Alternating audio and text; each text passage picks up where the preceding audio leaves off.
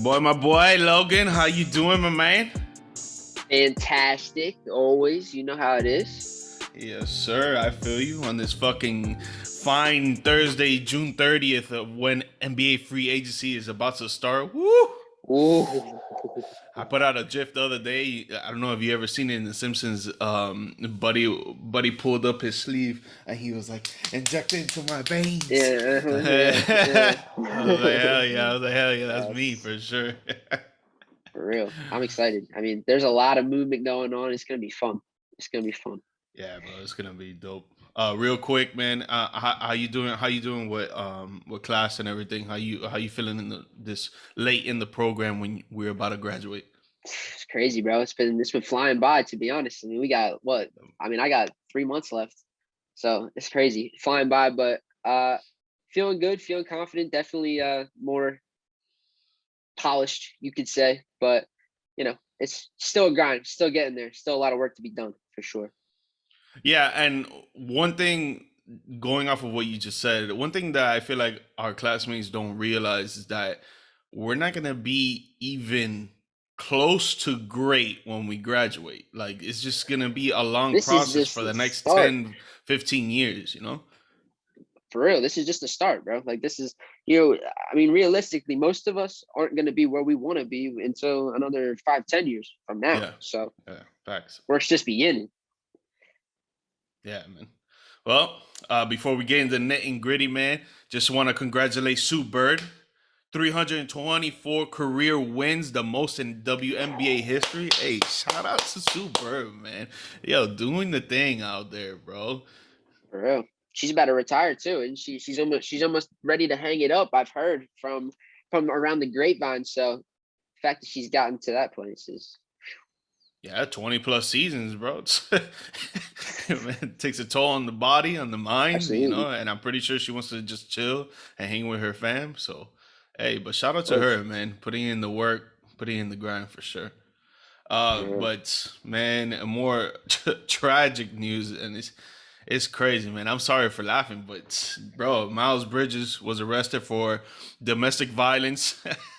Oh my god, man. And the only reason I chuckle, bro, is cause like stuff like this when it comes out, man, like if you're getting all this money, right? And you have all this fame behind you. You know that there's cameras 24/7, especially in this day and age in 2022, bro. And in the world that we're living in now, you're going to tell me that I don't obviously we don't know all the information of it. It just came out yesterday and today he was officially arrested. But man, to be arrested on a felony domestic violence charge is just, bro. Like, have you not been learning of what the hell has been going on in the world in the past few years? It's crazy because you think about it, right? And from a human perspective, it's so wrong. And you think about that, and that's a whole nother story. But that's not what we're here to talk about. The fact of the matter is, too, what's crazy with this guy, he's 24 years old. He is a free agency starts tomorrow. He's a free agent.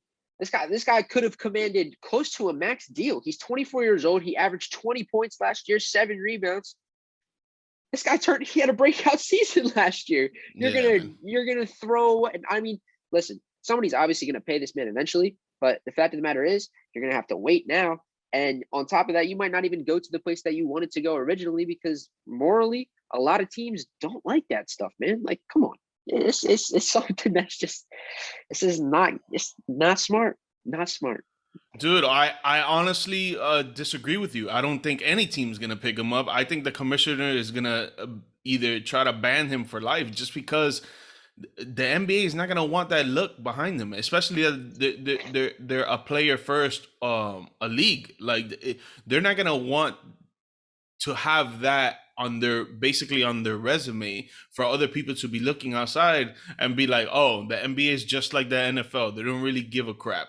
They're gonna just suspend their players, and next thing you know, they're gonna be back in the league and this and that. It's like, dude, man, I don't know. I honestly, I see And people are saying that he's gonna play and he's eventually gonna get his contract and this and that, but dude, I honestly don't see him coming back. listen, I think it's an interesting point because realistically, you do tend to go and look at the cases in the NFL and the cases around any other professional league. It's happened in the NHL. It's happened everywhere. Guys,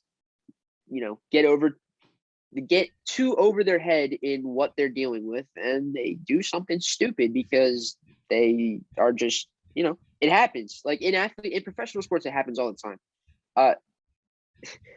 I agree with you to the fact that I think the NBA wants to be different in the aspect of handling certain situations like this, but it's just going to be tough to think that this guy.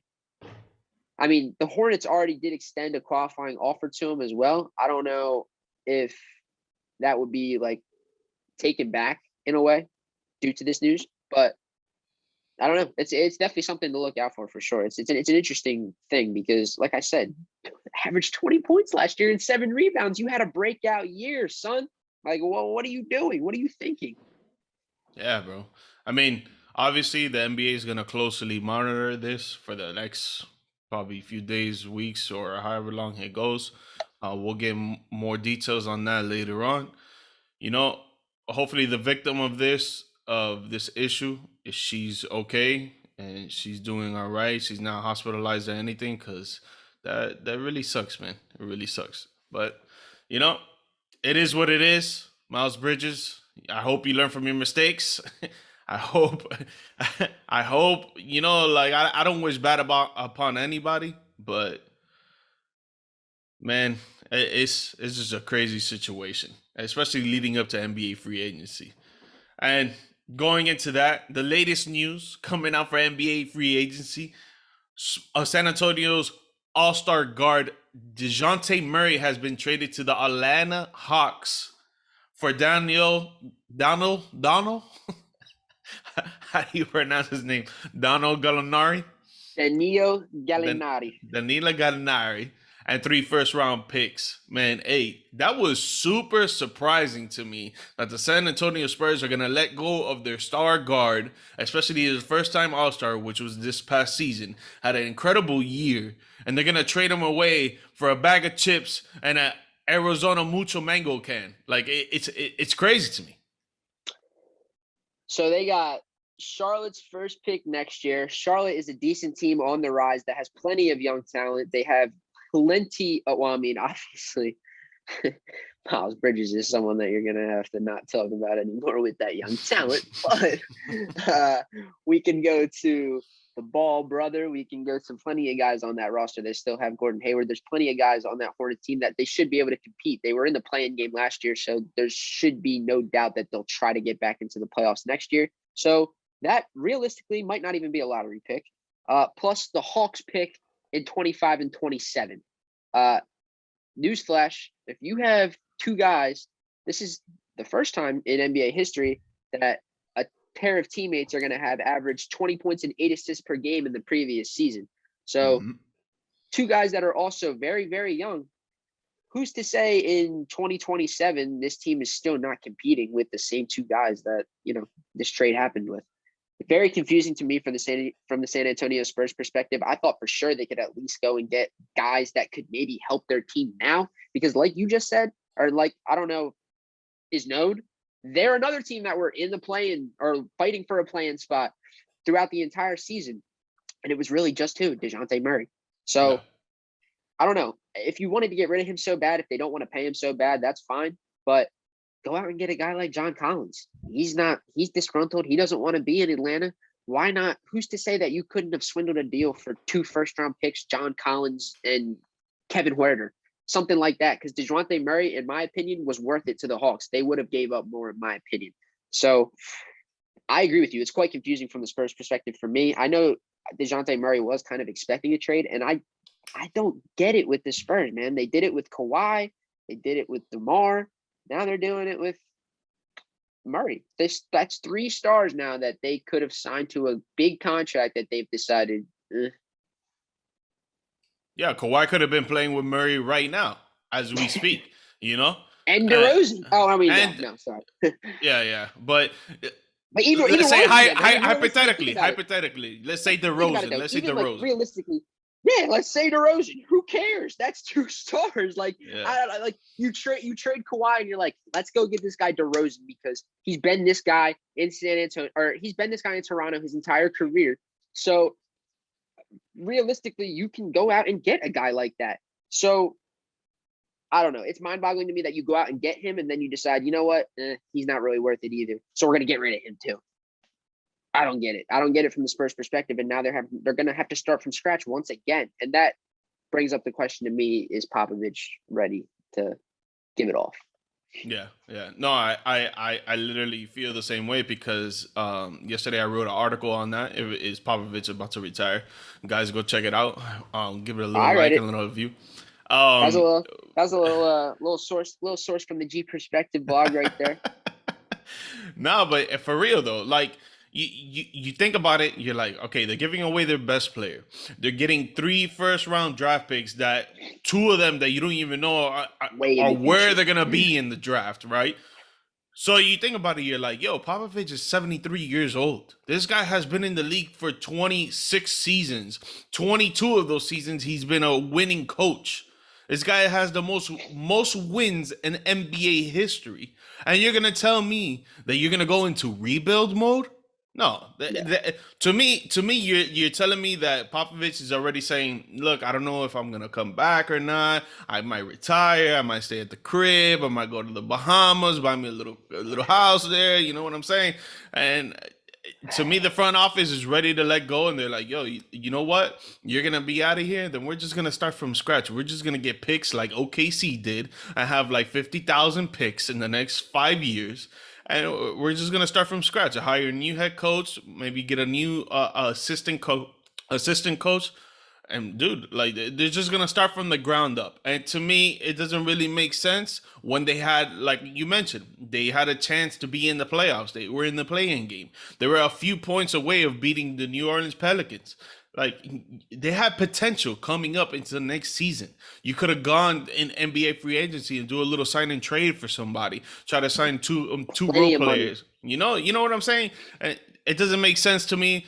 The only thing that makes sense is that Popovich is about to be out of there, and the front office is like, look, we're gonna start from the ground again, and we're just gonna hope that things go well from this year out.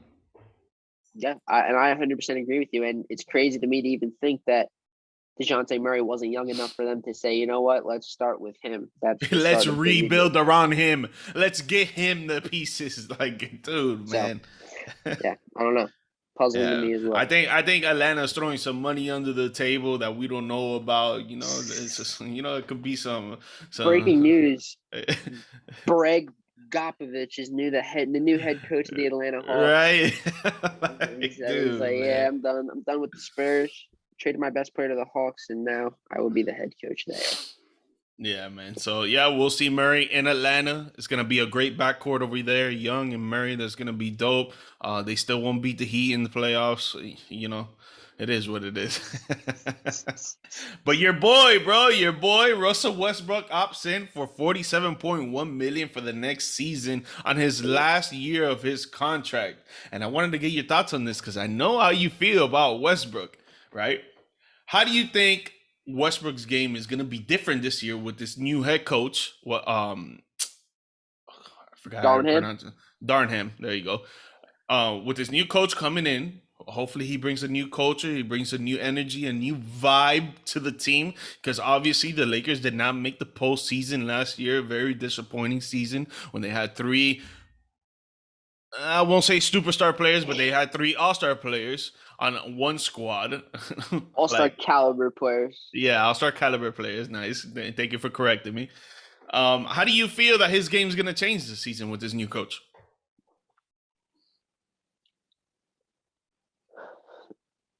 I don't.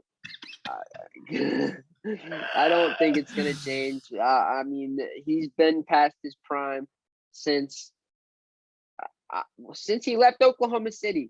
Once he left Oklahoma City, he was 31 years old when he got traded to the Houston Rockets. That was going to work out between him and James Harden. It was never going to work out. It didn't work out in Oklahoma City. Why in the world would you try and make it work out again?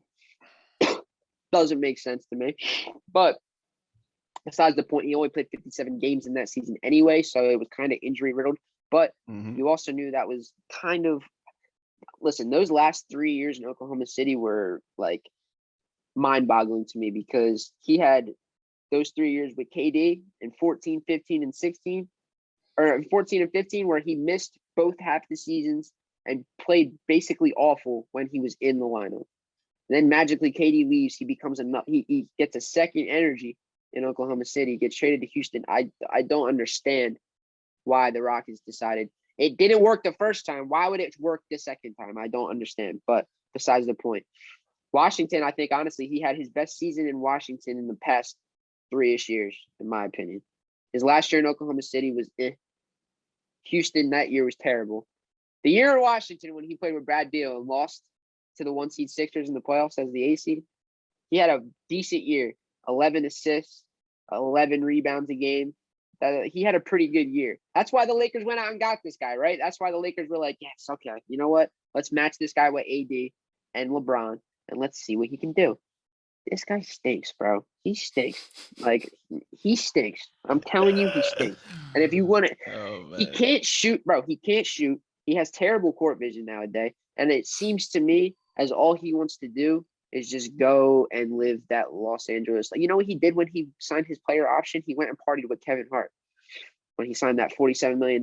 Instead of helping the Los Angeles Lakers by opting out and maybe signing a team-friendly deal like somebody else I'll talk about later, he decided to do something stupid and make that team a detriment by signing a guy that isn't even worth $25 million to double that.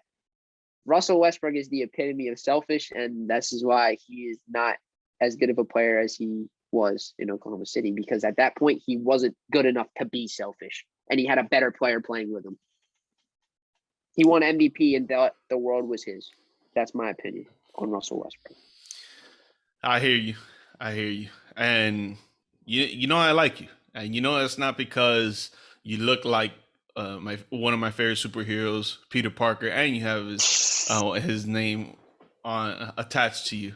You know, but I gotta disagree, bro. I feel like Russell Westbrook, I see what you're saying, that he was on the decline after he left Oklahoma City, but he went to a team that had a ball dominant superstar in James Harden. So he had to take a step back from that. And even though he didn't really, obviously, he still tried to play his game. He didn't really take a huge step back, but he still took a step back because it's not his team for sake. And then he went to Washington and he was playing with an off-ball guard like Bradley Beal. In the beginning of the season, that whole team wasn't really meshing well. The second half of the season, they picked it up. They got into the 8 seed and they played the Sixers. You weren't gonna beat the Sixers. Let's keep it real. And then you go to LA, where you have another ball dominant player in LeBron James, and then you have a center that can literally play 1 through 5, and he could do anything he wants on the court. But he didn't really play a lot. He only played Anthony Davis. I'm pretty sure he only played. I'll check now to correct myself, but he only played at least like half the season, and if that, right? Westbrook, to me, now coming back to play with LeBron again and AD again, yes, I do think it's selfish that he opted in to get that money, but I respect him because, you got to go get what's yours, bro. Honestly, you got to go and get that money. If that money is there for you, that money's there for you on the table, you go and get it. 5 years ago, he deserved that player option. Yeah. We both can agree on that. I'm not gonna say that he deserves that money right now because of the last season and how he played and how he didn't change up his game to where the Lakers needed him to. But he went and he got that money for himself and he was happy about it. Respect. I'm not gonna take that away from anybody because I feel that everybody should go and get their money, right? Of course. Now, going with this coach that's coming in, right? And going off of the season that he had last year with LeBron, AD, and the rest of the Lakers, I think that he is going to realize how to play with them now. He had a full season with them. Obviously, it was a horrible season. Mhm. But I feel like he's gonna revamp his game with this new coach that probably does like Westbrook, because I feel like Frank Vogel didn't like Westbrook and he holds something against him. But that's a whole completely different other story. I feel like he's gonna come in. He's gonna be not a different player. I think he's still gonna play the same way, but I think he's gonna have a different mindset when it comes to trying to help out his teammates in any way he can. And when I say that, it's like him driving to the hole, him getting out of the way and let other players do what they got to do, him focusing more on defense. That's the number one thing. I feel like he's gonna be, I won't say all NBA defensive team, first team, but I feel like he's gonna be in one of those three. I feel like he's gonna revamp his game to that notch. You know, hopefully he goes back to scoring 22 points per game, 25 points per game, but I don't see that happening with being on the team with AD and LeBron. But if AD is healthy, LeBron had a off season off to get his mind together and to come back and to play the way he's playing. I don't know. I feel like Westbrook is going to be a good part of this trio and he's going to have to take that step back. I agree. He's going to have to like revamp his whole game, but I feel like he's still going to do something with the Lakers this season. And he very well might, right? Because this guy is a Hall of Famer. I mean, he is, because granted, this is going to be his 14th year in the NBA, and he's only 34. He's a point guard, which is one of the most sustainably, like, you can play point guard. Look at CP3. You can play point guard for 20 years in this league if you do it correctly. Yeah. I completely agree with you that he needs to revamp his game. The one thing, I think the one difference between, because there's been two instances in his career, well, three instances really, but I don't count those first 5 to 6 years when he played with Kevin Durant in Oklahoma City, because obviously he was the man on that team, Kevin Durant. Kevin Durant was the guy. Obviously, Russ was the second-hand man to him, and he was obviously 1B, but you knew who the guy was on those Oklahoma City teams. Yeah, but real quick, KD does not get it to all those playoffs without Westbrook. Oh, 100%. No, I agree with you. Listen. Russell Westbrook was definitely needed on those rosters, but Kevin Durant was the guy. Yeah. So when he was the guy in Oklahoma City after KD and James Harden left, he had very, very, very productive years. When he got to Houston, the difference between his play in Oklahoma City and Houston, because he really didn't play he didn't play bad in Houston, because the difference was he was scoring 28 points per game. Although his rebounds and assists went down about 4 to 5 per game on average, his points went up about 6 points per game. So when he was in Houston with James Harden was finding him. And the difference between now and his time with the Lakers last year, because I think it's the same type of way, he's open a lot in Los Angeles. He's open a lot.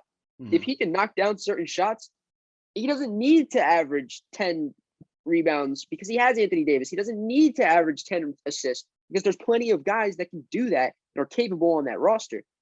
He needs to knock down those shots that he's been missing. The differences between that year in Houston, because I don't even want to count the year in Washington, because obviously he went back to his Oklahoma City playing style because he had Brad Beal, the off-ball guard that was the shooter. So he was getting all his assists and rebounds and all that stuff. He was still putting up the points, 22 a game, but not the 28 he was in Houston when he was the guy that was off-ball, if that makes sense. Yeah. So he's in Los Angeles. If he's realistically, these are the two stats that are key for me. 763 free throw percentage in Houston, 667 last year in Los Angeles.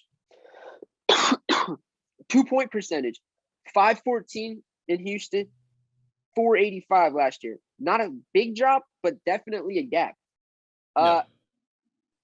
It's little things with him.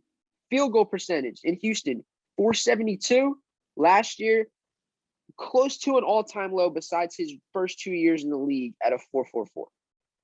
But look at his field goal attempts though. I know, I agree. Listen, I agree with you. The volume is definitely going to be down because you're playing with the greatest player of all time. I 100% get that, right? I 100% get that. I just realistically think at the end of games, you were looking at his stat lines and it looked like pie. 4.4/17, 4/18. He wasn't shooting well. Yeah. He wasn't shooting well. And when Anthony Davis was out of the lineup and LeBron James was out of the lineup a lot last year too, it was really only him playing, and he still wasn't shooting well. If he shoots the ball just a little bit better this year with Los Angeles, it will do wonders for that team because he was open so much. And it doesn't even have to be from three. Step in, take a midi, because that's what you normally have done throughout your entire career. You can make that mid-range shot, or you can drive to the 10 like nobody's business. The problem with Russell Westbrook is he's getting so far away from what he does so best. Drive to the 10 and use your athletic ability. But the King does that. Yeah. That's the King's That's the problem. throne in Los Angeles. They're literally the same exact player, except LeBron's Westbrook. just 2.0. Yeah, and Westbrook's faster. That's it. But other than that, they're literally the same exact player. LeBron shoots way better. Yeah, LeBron shoots way better. I was about to say that. Yeah. Well, let's see what happens. Hopefully the Lakers get back in the postseason, because having LeBron in the postseason obviously does great numbers for the NBA TV ratings. And obviously, as us fans, we love to see Bron in the finals. I mean, in the playoffs. I mean, I can't speak for everybody, but seeing Bron I love seeing Bron in the finals. No, I meant playoffs. But real quick, Anthony Davis only played 40 games. So I was correct, less than half. Imagine if he played more than half of the season. The Lakers are making the playoffs 100%. I don't know about 100, but they would definitely had a better opportunity because, look, LeBron missed a lot of games too. And Anthony Davis wasn't lighting the world on fire last year either. Let's be real. Come on. Anthony Davis was not lighting the world on fire last year. Nobody on the Los Angeles Lakers besides the King was lighting the world on fire last year. Yeah, but Anthony Davis is like the focal point of that offense when it comes to scoring. So it's I agree with you 100%, but even he hasn't really been fully, in my opinion, he hasn't looked fully healthy since the bubble. No, he hasn't. Because he only played 36 games last year. And in 2020 and 2021, he only played 36 games. And last year, he only played 40 games. So literally, in the last 2 years, he hasn't even had a full season. Yeah, but look, that's the problem, though, because I've had to deal with this firsthand. That's the problem with making a big man the focal point of your offense sometimes, because a lot of the times they get hurt all the time. If you're over 7 foot and you're running around with these guys that are way faster than you, way more athletic than you are. I mean, listen, Joel Embiid, he's a freak athlete, but he's fucking 7'2". You should be able to be as good as you are because you tower over everyone else. But listen, and I speak from experience myself. Like, I'm not as tall as they are, but like walking around being tall, like there's nagging injuries that like some people just don't understand. So it's tough sometimes to have a focal point of your offense always be hurt. And especially like another thing I don't understand about the Los Angeles Lakers. I don't get it. I don't understand. Don't cry. You have the best player on earth. Why would you not make him the focal point of your offense, bro? I just he's don't old, understand. bro. I don't care. What do you mean? The guy's 37 years old. Look what he's averaging, bro. Like, I don't care, bro. He ages like fine wine. That's why he drinks it. It's just perfect, bro. If LeBron James is on my team, like I can't wait till Bronny James gets drafted, bro. I can't wait because LeBron is gonna go wherever he gets drafted. Yeah, that's gonna be dope. Dude, I hope to God it's like Oklahoma City or like somewhere where there's already been like a goat, but like not like a top 5 all-time player. Like I'm trying to think, like KD would automatically become the second greatest Thunder player of all time, and I'm here for it. I'm here for it. Yeah, that'd be dope to see for sure. Well, man, switching off to the other side of the coast of the United States, my man Kyrie Irving opts in as well for $37 million in this next season in his last year of his contract. Man, Kyrie Irving coming back. I honestly feel like it's just a troll. This is a troll, but I want to hear your thoughts on it. You think Kyrie will remain with the Nets throughout the whole season or beyond? You know, it's crazy. We went to the other side of the coast, and unfortunately, we always have to talk about the goddamn fucking Lakers. Yeah. So the only sign and trade opportunity that this guy had to leave this place was the Lakers. So once Russ opts in, and you're Kyrie Irving, and you're sick and twisted mind, you're thinking to yourself, I think this. I assume this is what he thinks. He also thinks the Earth is flat. So but I think you think there's no better opportunity of winning than in Brooklyn with Kevin Durant after that opportunity with the Los Angeles Lakers goes out the door. Wait. The, I think Irving opted in first. you think that Kyrie opted in before us? Oh well, I mean, If the news, 'cause we don't know for sure. Obviously, we're not there. We're not there firsthand. Yeah. But if we go by how the news came out, How the news broke. yeah. Kyrie opted in first, and then the next day Westbrook opted in. So essentially, I mean, he would have had to opted in regardless for the sign and trade scenarios. So I don't know. Look, to me, it's quite puzzling. I don't understand it. Kyrie, you could. Oh, I do, my brother. I do, my brother. Listen, the Nets throw out so many smoke screens, though. It's actually quite insane. Like, they always do this stuff. Like, a report came out that they're ready to give up on both KD and Kyrie. Okay, sure you are. You just gave up your entire future for those guys. That's clickbait, boy. That's what I'm saying. And you're saying you're gonna give up on everybody. That's just it's just unrealistic. Number one, no, but that stuff comes out of their beat reporters, though. It's clickbait from the guys that actually follow the team and are walking with the guys. Like, they send out smoke screens all the time. I don't like. Brooklyn thinks they're like some sort of. I swear they think they run the league, and they make so many bonehead decisions. It's actually quite puzzling. I mean, you trade your entire future to the Boston Celtics, who now all of a sudden are going to be in the finals almost every single year now because of you. Thank you, Brooklyn, because you wanted to get all three of their old ass aging stars to try to get asses in your seats when the fucking stadium opened. You want Paul Pierce, Kevin Garnett? Like, come on, bro, really? Like, that's just so stupid. It's beyond dumb. Like, I don't get it. And then you trade all your future to Houston for James Harden, and look where he's at. Yeah. I don't know. Like, look, Kyrie Irving and Brooklyn, they're a match made in heaven because they both don't know what they're doing. So I think it's perfect. Stay there, have a great time, be disgruntled, and maybe the mask mandate will be lifted in New York so you can play in the stadium. I think it's already lifted. Nah, it is. It is. Well, I gotta disagree with you once again. I feel that Kyrie does know what he's doing. He knows exactly what he's doing, right? So before he opted in, he's like, yo, I don't want to take this shit from Brooklyn no more. Even though Brooklyn has been doing everything that Kyrie wanted. This guy has missed games just because he's like, oh, I don't feel like it because, the country's going to shit. But, I'm the focal point of the country. So I got to make sure that I'm good and my family's good while there's other people out there that don't make millions of dollars like you do. And they still got to go to work, even though the country's going to shit. So he does what he does. He does what he wants to do. Brooklyn follows behind him like a little doggy going behind him, giving him everything he wants. Yeah. So now he tried to take advantage of the situation again.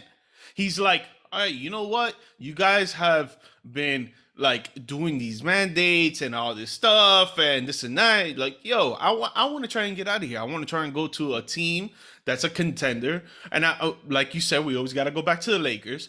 I'm going to try and go back to my old buddy who used to carry me and take me to the finals every single year. Ever since he came back from Miami to go back to Cleveland, he'd take me to the finals and I was just on the joyride because before he got there, I couldn't get to the fucking playoffs. Yep, and the Cleveland Cavaliers were one of the worst poverty franchises before he arrived, after he left, and then after he left again. Look where they are. Yep. So he tries to go to these 6 teams that he had on his hit list. LA, both LAs, Miami, Philly, New York, and Dallas. And Dallas, right? Which, by the way, either of these teams would be great for him to join because I think if he goes there, everybody's a fucking contender. But that's a different note. I just don't think he would have worked in Dallas, but that's besides the point. Yeah, whatever. So he realizes, he's like, damn, let me try and go to all of these other teams. But wait, do these teams want me? No, these teams don't want you because of all the drama that you've been bringing and this and that. And if these teams do want you, they're only going to pay you 6.5 million for this year, and then that's it. You're going to be a free agent. You're going to have to earn your money for the next season. So he's like, damn, do I really want to risk leaving 37 million on the table and playing with one of the best scorers, skilled players in the world, and Kevin Durant, and go to another team to take 6.5 million, and then next thing you know, I really gotta show up to work this time. I really gotta put in the work in because I'm gonna be a free agent next summer, and if I want that max, I'm gonna have to shut the hell up and bust down. No, the guy is smart. I'm telling you, he's smart. And he opted in because he knew he had no other choice. I tend to disagree with you. I just think at the end of the day, I 100% agree with you in the fact that nobody wanted him. And I think he would have got the max from anybody after this year, though. He's too good not to get that money from anybody. I agree with you that if he would have got traded, yeah, maybe he would have made less money this year, but it doesn't matter how this is something that we could go on all day about. It doesn't matter how bad he played the year after, he's still getting a max deal from somebody. Somebody will give Kyrie Irving he's just that pure talent. Like he's just that talented. Yeah. It's a whole nother story if they want to take on the baggage that comes with him. That's a whole nother story. That's something that plenty of teams might not want to do. Yeah, that's what I include. That's why I say that. I don't think the team will give him max because of that. But I think at the end of the day, you can't sign Kyrie. Like I think teams know if you can't sign Kyrie Irving unless you give Kyrie Irving a max deal. Like I think Kyrie Irving, honestly, in my opinion, he doesn't need basketball. He doesn't need basketball anymore. Realistically, if he did not want to play basketball anymore, he could step back, make endorsement money, do a bunch of other stuff with plenty of famous people, get sponsorships, do plenty of other things. Any athlete with a right state of mind, and for some reason, for some godforsaken reason, on the business side of Kyrie Irving's mind, he's actually quite smart.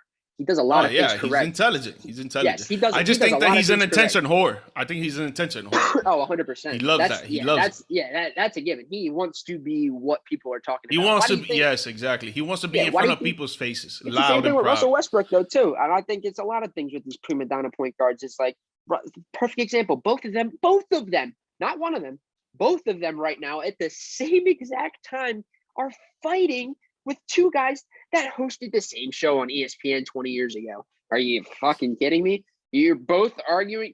Russ Westbrook is arguing with Skip Bayless, and Skip Bayless is telling Russ Westbrook that we can go. Or it might be the other way. No, I think it's Kyrie. Yeah, no, it's 100% right.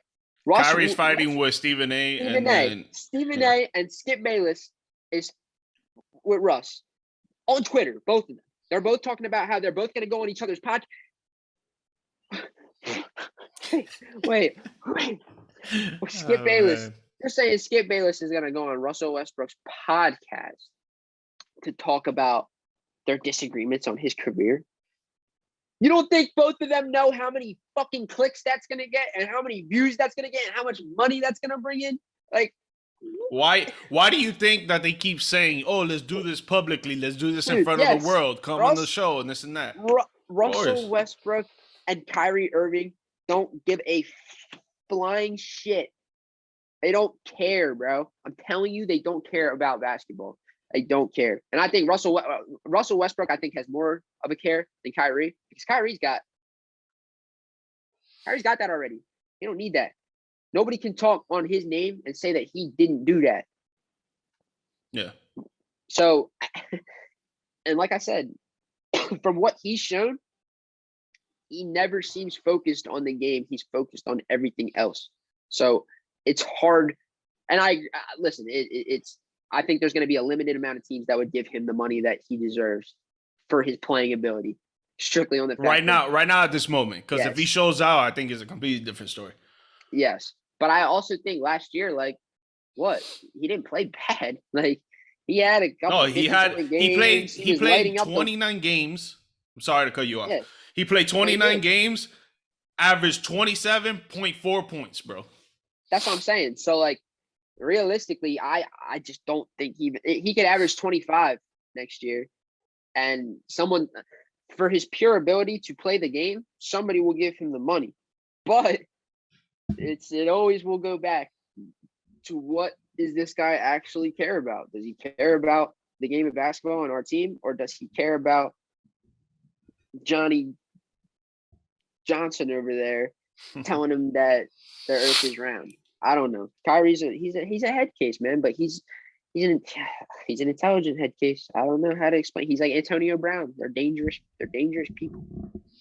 Yeah, man. Well, we're gonna see what they do. We're gonna see Kevin Durant, Kyrie Irving, and Ben Simmons on the same floor next season. Hopefully, Ben Simmons doesn't come. That's another conversation for another day. But hopefully, Ben Simmons doesn't come and say that his back hurts or that his ass cheek is not letting him run or some bullshit like that.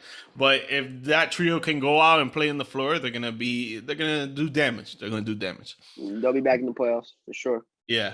But let's jump to your team, the Philadelphia 76ers, because star guard James Harden has opted out of his contract, of his last year of his contract.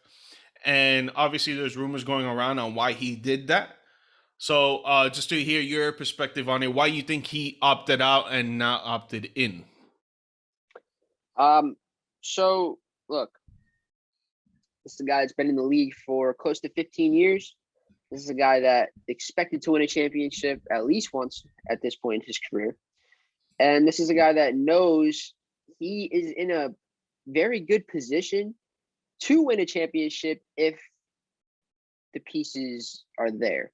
That's the big problem with the 76ers is their bench pieces haven't been there. And once that starting five comes out of the game, the other five that they have waiting, they're minus 15 to 20 every game in the postseason. Every single game. They're all minus in the plus minus category. Like they don't produce offensively. So what does a guy that's committed to winning do? He'll decline the option to make all the money in the world because he already makes all the money in the world. He's friends with all of the most famous people in the world. He has a huge endorsement contract with Under Armour. He has huge endorsement contracts with Body Armor. He's got huge endorsement contracts with almost anybody he wants to have an endorsement contract with. He doesn't need another $47 million. So he's going to decide to sign for a lesser amount of money. And I think it makes complete sense for both sides because this is a guy who trusts Daryl Morey. I think that's the reason he wanted to be in Philadelphia from the start. City's great. Fans are great. If Daryl Morey's not here, James Harden's not here, in my opinion. So with that being said, if you don't know Daryl Morey, I know you know, but if viewers don't know, Daryl Morey used to be the president of basketball operations in Houston. He's the one that traded for James Harden out of Oklahoma City. He made James Harden the star that he is. Obviously, he didn't make him, but he gave him the platform to be the star that he is. He was imprinted on Harden's career for sure. Yes, he gave him the platform. He gave him his own team essentially to say, all right, you think you're a star? Let's see it. And boy, was he. So, look, PJ Tucker's coming. Sorry. PJ Tucker's coming because they're going to give him 3 years, $30 million. And that's an overpay, but it's something that needs to be done because you know, just as well as I do, the impact that guy has on a team and a locker room. Not even so much what he can do on the court. And he used to play with Harden too. Exactly, yes. And he's got background. And they've been talking about trading for Eric Gordon too, who's another guy that used to play with Harden. They just got DeAnthony Melton, who I absolutely love. I like Danny Green a lot, and he's old. All right, he's old. They traded the pick. Melton's 24, crazy athletic ability. Yep. Yes, crazy athletic ability, and he's going to be coming off the bench. That's a huge bench piece for them. Yep. PJ Tucker, you bring him in. That's another huge bench piece. The elephant in the room right now for the Philadelphia 76ers is Tobias Harris. I don't quite know what they're going to do with Tobias Harris. And it is more likely that I think they'll retain him now, considering the fact that Harden has taken less money, because I think what the issue was going to be with them was we're going to get better somehow. So it's either James, you're going to take less money, or Tobias, you're going to be traded because you make too much money and you probably deserve the money that you're about to make, but if you want to win, you won't take it. He decided not to take it. So he knows they need to get better, and B knows they need to get better. Maxi's there, but he's going to demand a contract soon too. And I think that's another thing James Harden has thought about as well, is we have a young star that in 2 years is going to deserve a max. So it's tough. But I think it was a great decision for the team, and it shows that he's committed to winning. So anybody that says James Harden's not committed to winning, they can kick fucking rocks, because go look what he just did.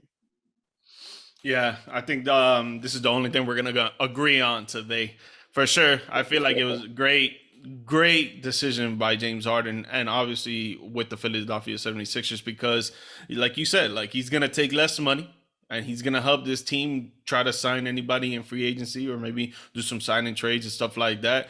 Try to get this bench up and going, because godly, that bench was terrible, bro. Because if you guys had a bench, I think you guys would have been scary throughout the whole playoffs.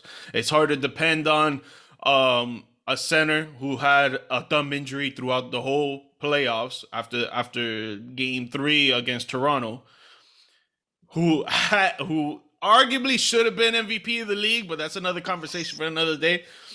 But he was dropping 30 plus points per game, and in the playoffs he was doing work as well. He messes up his thumb. It's hard for him to get the same rhythm. It's hard for him to get the grip on the ball. Try to look at James Harden, but James Harden has always, every time he's gone, well, I'm not going to say always, because there's only been 2 other teams, Brooklyn and Philly. But when he went to Brooklyn, he took a step back as well. He tried to be more facilitator than a scorer. At one point, his MVP season, he was scoring 36.1 points per game. That is crazy. And then he jumped down to 21 points per game. That is insane. So he took a step back from that. When he went to Philly, same thing with Embiid. Embiid is the focal point of that offense. He had to take a step back. He tried to facilitate more, try to get Maxey involved. Right when he got to Philly, Maxey went from being like a top maybe 50 player to maybe a top 25 player. Like he got up there. So massively. Harden impacts the game a lot. You do want him on your team. I don't care what team you are. You do want him on your team. He's a great player. He's not great off defensively, but but he has gotten better throughout his career. That's one thing I would like to mention, because that MVP year, he would stand like a statue. He'd be like, "Yep, just give me the ball back. He'll just give me the ball back. I'll outscore you. Don't worry about it. Go ahead, go pass." Because you. This is what he did in Houston. You go by me. You get that 2. I'll step back and hit a 3, and I'm gonna hit a 3. Don't worry. And then I'll come back, and then you can do it again. And then I'm gonna get a 4-point, because you're gonna foul. Yeah, exactly. So, or I'll just get through the hard way. I'll go past you, and you're gonna foul the shit out of me, and I'll still make the shot, because that's who I am. Yeah, he was something different last year. But I do think as well, or not last year in Houston, but I do think as well, a full off season with a committed James Harden is going to do wonders as well. Yeah, that's another thing. I don't think he was committed the last off season in Houston, and I damn know he was not committed in Brooklyn. He did not want to be there from the start, in my opinion. It never worked with KD in Oklahoma City. Why would he want to go back and play again? I don't know. But I just didn't think it was going to work out. Too many budding stars and too many guys that are ball dominant. Again, another case of 3 guys that are completely ball dominant. But that's a whole other story. Obviously, we can get into that team for days, because that arguably could have been the greatest team of all time as well. Yeah, I think he did want to be in Brooklyn, but the thing is that after he saw all the drama going on with Kyrie, he's like, that's what I'm saying. Man, yeah, okay, I ain't trying to deal with this right now, yeah. man. I'm not trying to deal with this. I'm coming over here to play ball. I'm trying to win a championship. We have 3 of the greatest scorers in the game right now. Yes. Like, dude, like, why are we going through this? Why can't you take one for the team and get vaccinated? Obviously, that's a whole different other issue, but I think he did want to be there. And then after a while, he was like, no, get me out of here. He's tired of it. Yeah. I 100% agree with you. The guy, what, this is the thing. After all the events that have led up to what it is, you know what he wants to do, man. He wants to win. That's the only thing he wants to do, is win a championship. Bro. That is exactly what he's committed to doing. And I think a full off season of that in his mindset, knowing that he is where he wants to be in his career at this point, with playing with arguably who should have been the MVP of the league last year. So he's in a great spot. He just made a great decision for the team, and he's going to have a full off season of work. Let's get better. I'm going to get better for this team. So I don't know. It's going to be interesting for the Sixers, especially. I got to see what they do in free agency. To me, I think if you start with PJ Tucker, that's a great start in my opinion. He's old, but at the same time, he's a presence in the locker room, and they need someone like that. They need a dog. They need a dog. Jimmy Butler was their dog. And then Tobias Harris over me? Yeah. Yeah. So, Terrible yeah, decision. exactly. So, Terrible decision. thank you. Yes, thank you. So you get that dog out of the room, you have to bring in a new one because there really hasn't been one since. So PJ Tucker is going to fill that role, in my opinion, not with the playing ability, but locker room mentality. Like, yeah, that they need that. So I think it's going to be perfect for them if it works out. But James Harden made a great decision, in my opinion. So it's gonna be fun. It's a fun offseason all of a sudden. I thought we were gonna have no cap, and now all of a sudden we got a little bit of work with there. Yeah, man. We got the juices flowing already. Tonight at 6 p.m. is when NBA free agency starts. Thursday, June 30th is gonna be crazy. It's gonna be wild. But Logan, like I've been telling you, and I've been telling a lot of other folks around me, I'm trying to expand my mind in sports, right? I'm trying to look at every single sport and make sure that I could get my hands and touch in every single category, right? So right now, I know you're a big baseball fan, a big MLB fan. So I'm gonna just let you take the floor. I'm gonna let you get the G perspective. Now it's gonna be the L perspective. It's gonna turn into your show. Let me hear about some of the takes or some of the things that you want people to know about the MLB that's going on right now in the league, across the league. Whew. All right. So look, it's there's a lot going on. Obviously, they're about halfway through the year, almost about 76-ish. Every team's played around 74 to 78 games at this point. There's 162. So they're right around the half. Bro. Yeah, Sheesh. right around the halfway point. Headlines of the halfway point of the season: the New York Yankees are far and ahead the best team in baseball. All right, they are. They have the MVP of the league by far in Aaron Judge. He's already has 30 home runs. That's almost unheard of. Nobody has hit 60 in the past, I want to say 10 to 15 years, and he's on pace for that. He's been out of his mind. The short porch works wonders for that whole lineup. They have Giancarlo Stanton. They have Anthony Rizzo. They have DJ LeMahieu. Guys that have just been absolutely pounding the baseball all year, and they're the best defensive team in baseball. Don't fuck with the Yankees, all right? Love it. I love it. The problem with that is every other team in that division is good. The Boston Red Sox are 10 games over 500. The Toronto Blue Jays are 9 games over 500. The Rays are 6 games over 500. So every other team in that division, the division's out of sight. Sorry, you can't win the division. The New York Yankees own the division, but all three of them could quite possibly. You could see 4 teams for the first time in MLB history from the same division make the playoffs, realistically. Damn. It's crazy. Because there's a new wild card spot this year. So there's 3 wild card teams for the first time in MLB history. And as of right now, the 3 teams in the East that are trailing the Yankees own those spots. Real quick. How does the format work for the MLB playoffs? Because you're saying that the first time in MLB history that 3 teams go into the wild card, right? So Yeah. how is the format going to be on display this season? So what's different between this season and last season is, so in prior seasons, it was 12 teams total, 6 teams on both sides. It is now different. Or no, sorry. I'm sorry. It was 5 teams on both sides, 10 and 10. And now it's 6 on both sides. Okay. For 12 so and 12. One has a bye week, like the NFL, or? Yep. So what's going to happen is there's going to be 3 division winners. There's going to be 3 division winners. Then there's going to be 3 wild card teams from each one. It will be a reseeding structure. So under this structure, the number 1 seed will play the 4 or 5, and the number 2 will play the 3 or the 6. So the 3 versus the 6 and the 4 versus the 5 in both the NL and AL will play each other in the first round, and then they go and play the first and second teams after that.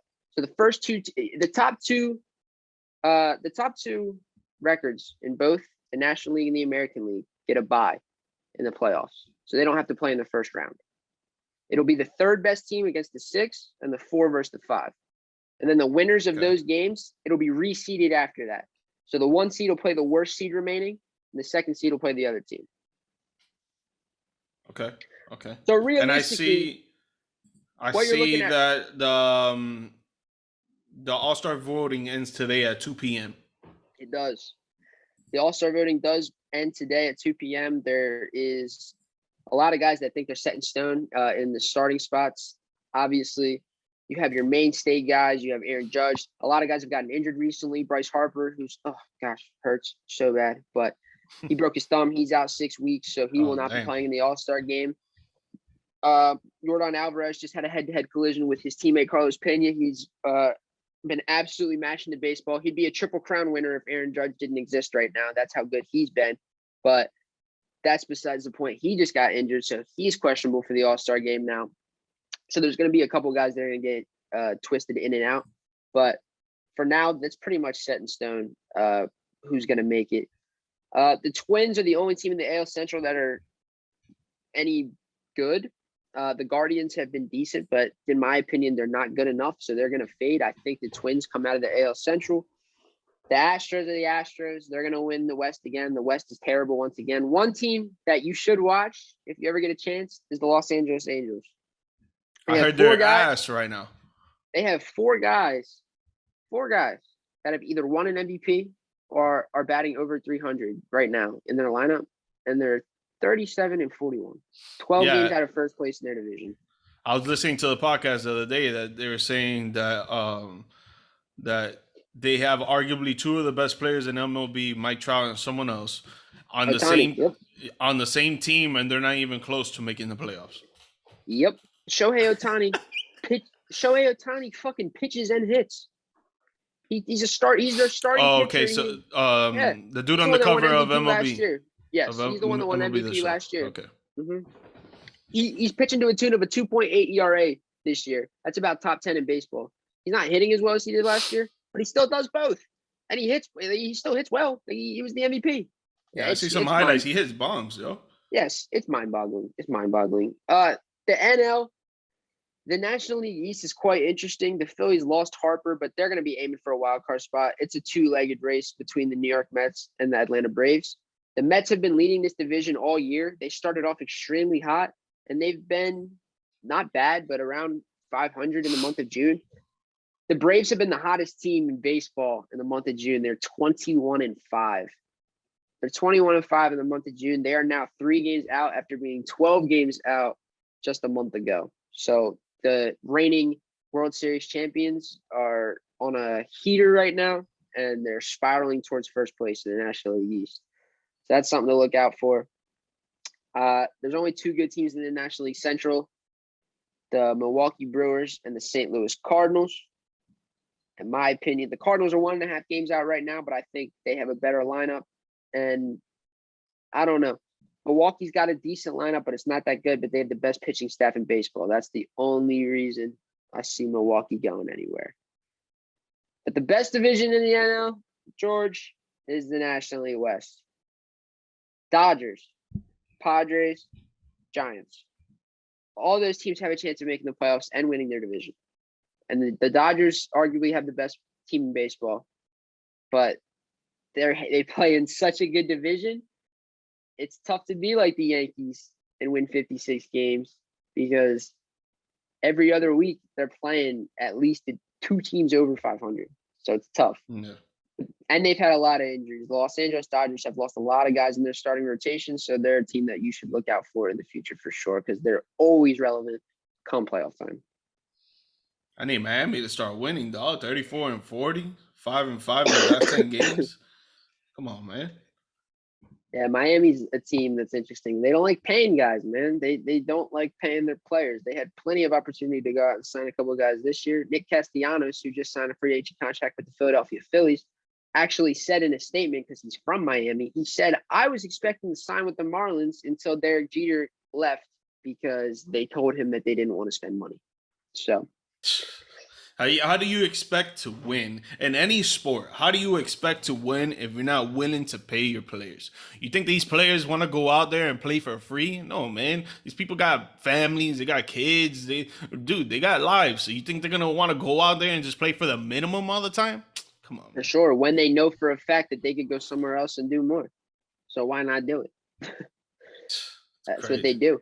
Same thing with the Oakland Athletics. That's why they've been a poverty franchise basically for the last, I don't know, 10 years, and they make the playoffs sometimes in those 10 years. And that's saying something because they have the greatest GM of all time in baseball, Billy Beane. You ever heard of the movie Moneyball? Yeah, I've seen it. Brad Yeah. Pitt. Yep. That is Billy Beane. He plays the role of the Athletics general manager. He is arguably the greatest general manager of all time because he knows that his owners don't want to spend any money, and he still somehow makes them relevant all the time. 25-52 right now, though. Yes. Well, they're terrible. Yes, 100%. Because it's borderline impossible. It's borderline impossible this year. They traded every single, and the problem with the A's now is they're having trouble with their stadium. And the MLB is doing everything in their power to get the A's out of Oakland. They want them to move. They want a team in Vegas bad.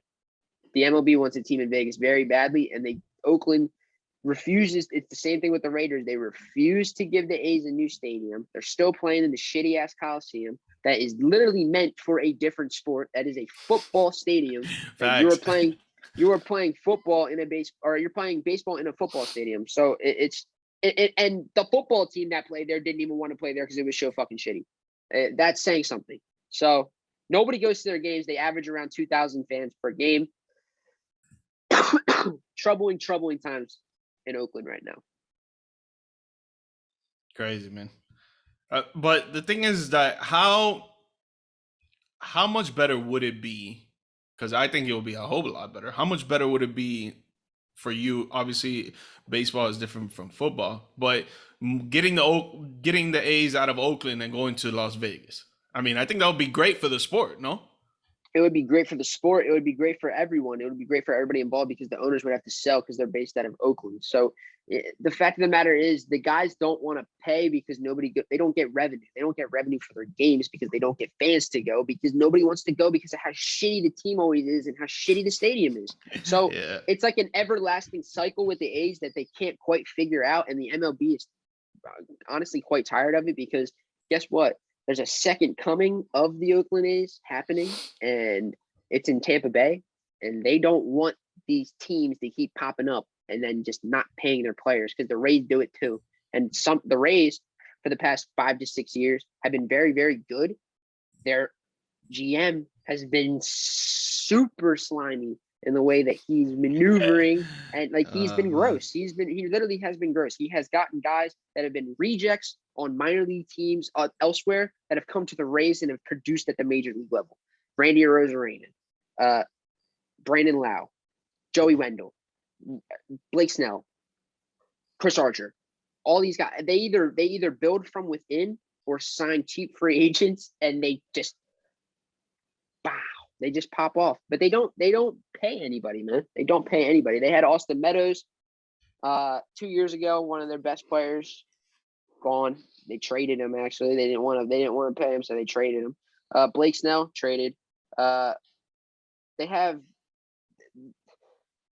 the fact of the matter is the MLB doesn't want more Oakland A's, right? They don't want more teams that aren't willing to spend money to compete because that's how you get people to watch. Exactly. That's how you fill up the seats. That's how you get the TV ratings. Like, come on, exactly. man. Like, for example, the Detroit Tigers are having one of their best attendance seasons this year in the past 5, and they're not good. They're 29-45. Trash. But they have Javier Baez. They have Spencer Torkelson. They have Miguel Cabrera. They have Akil Bad. They have guys that you want to pay to watch. Like, they have guys that you want to go and pay to watch. So, yeah, they're bad, but they're getting better. And you can, people want to watch that growth. Like, oh, wow. Oh, my God. They're going and fucking getting guys that are, relevant. Let's go. Mm-hmm. Maybe, for example, the Phillies haven't made the playoffs in 12 years, George. It's the second longest drought in the MLB behind the Seattle Mariners, who haven't made the postseason in 21 years. So shout out Seattle. But I've been watching meaningless baseball basically my entire life, right? they won the World Series in 2008. They made the World Series in 2009. That was the golden years of Phillies baseball is 2011, 2004 to 2011. Hey, that's better than the Miami fans. We haven't won since 2003. That's great, but I was fucking 8. I don't remember that shit. So I've been watching meaningless baseball for 10 years, 10, 12 years. When the Phillies signed Bryce Harper, when the Phillies signed him, my ass was in the seats at least 12 times that year. Strictly on the fact that I wanted to see that motherfucker. I wanted to see him hit 3 times. Yeah. I will pay to see that. Like, any of these teams can go out and get one of these big guys, and I promise you, asses will start being in the seats because people want to see good players. That's why the Dodgers always have one of the best attendances. The Braves always have one of the best attendances. The Yankees always have one of the best attendances because they're always good. It's really a simple formula, in my opinion, for Major League Baseball, and some teams just don't know how to follow it, and they don't want that anymore. And Oakland is, unfortunately, a major problem for them right now. Major problem. They're getting more people to go to Double-A games than Oakland A games. That's insane. It's crazy. Hey man, well, hopefully it changes, man. Hopefully these owners are like, yo, man, you know what? Like, let's just start throwing money at these dudes. Let's try to freaking actually win. Let's try to compete with these top teams in the MLB. Yeah, and I think the MLB knows that the A's won't be doing that until they have a brand new stadium on the Strip. Take them out of Oakland, bro. Strip them of their rights and send them to Las Vegas. I'm pretty sure Las Vegas it's on and popping over there. And now they added the Las Vegas Raiders a few years ago, and you add another professional team out there. Let me tell you something. Everybody thinks it's the Raiders, right? Raiders. The Vegas Golden Knights are the reason that sports are going to be a mecca in Las Vegas. The Vegas Golden Knights. They took that NHL. They took that city by storm. Their first year ever, the Golden Knights, first year ever, expansion team, first year ever. Think Houston Texans in 2003 going 2-14. Think, think Charlotte Bobcats going 10-72. Expansion team, first team. They made the fucking final. They made the Stanley Cup final in their first year. That's awesome. They made it. That's awesome. They made it in Vegas. Imagine that. Imagine the fucking parties. Yeah, they lost in the final to Alex Ovechkin in the Capitals. But imagine the fucking parties going on. It's the first time they've ever seen hockey. And they're like, oh my God, holy shit. Look at all these guys that we just fucking picked up. Hockey's lit, dog. Not gonna lie, that shit's lit. Especially in playoffs, yo. It's a different atmosphere, bro. I gotta get into that too, man. Because I heard the Florida Panthers, it was lit every single they're game. Good, man. And Florida's good. They have a good team, good young squad. And the problem with Florida, that's a whole other thing we can get into. But the problem with hockey in Florida is it's too goddamn hot and nobody fucking cares. But yeah. Hey, but this was a great conversation, bro. Obviously, we're gonna do way more of these episodes. Sure. Obviously, I'm gonna have you on. But we got class in a little bit, so we gotta get the hell out. You know what I'm saying? But do your little plug in, let these people know where they could hear you, where they could listen, where they could watch your YouTube and all that. Yeah, you guys got a little preview of my baseball talk. Get a little in there, get a little heated, but that's all right. He knows what he's talking about. He knows what he's talking about.